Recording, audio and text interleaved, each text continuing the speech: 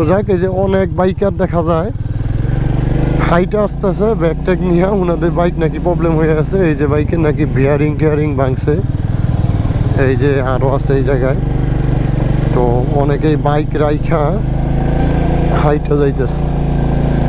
আসলে সবাই তো ঘুরতে চায়, সবাই চায় সব পরিস্থিতির যাইতে। এই দেখেন আজকে বৃষ্টির কারণে আর এই পাহাড়ি ঢলে এই রাস্তার উপরে এই মাটিগুলো আইসা পড়ছে, তার জন্য এই জায়গাটা খুবই রিস্কি হয়ে আছে। তো সবারই সাবধানতা অবলম্বন করতে হবে, তাহলে দুর্ঘটনা কম ঘটবে। যাক, আমরা যেতে থাকি, ইনশাআল্লাহ আমাদের প্রবলেম হবে না আশা করি, কারণ পূর্ব অভিজ্ঞতা থেকে বলছি, যেহেতু আগে আরো 2বার আসছি। এই যে চিল ব্রো চিল,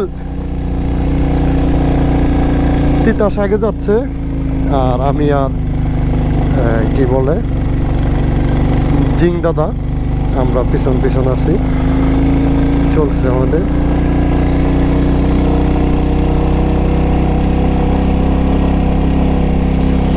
এই যে এই জায়গায় এই যে অনেক বাইক মনে হয় কিছু একটা হয়েছে, তার জন্য অনেকেই দাঁড়ায় আছে। রয়্যাল এনফিল্ডে আশা করি কোনো প্রবলেম হবে না। এই যে আমাদের ভৈরবী আমিনুল লস্কা বস্কা জিক্সা দিয়া হলে ফেলতেছে সব পুরা, এর কাছে কোনো সমস্যা নাই, বাইক একটা হইলেই হয়েছে। কারণ সে ট্যুর দেয় যখন যেই বাইক থাকে বা পায় ওইটা নিয়েই ট্যুর দিয়ে দেয়, কোনো প্যারা নাই।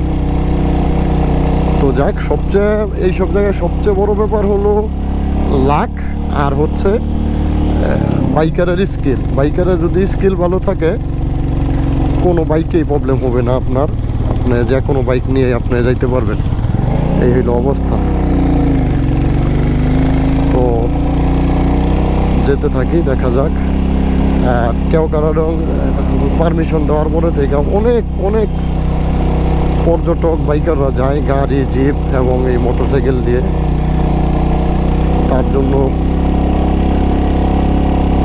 কিছু কিছু দুর্ঘটনা ঘটতেছে। এই যে মূলত এই জায়গায় দাঁড়ায় আমরা সবসময় ছবি উঠে, এই জায়গায় থেকে নিচের বগা লেকের ভিউটা দেখা যায়। আর হচ্ছে আসো আসো আসো, অনেক বাইকাররা এই জায়গায় পড়ে না,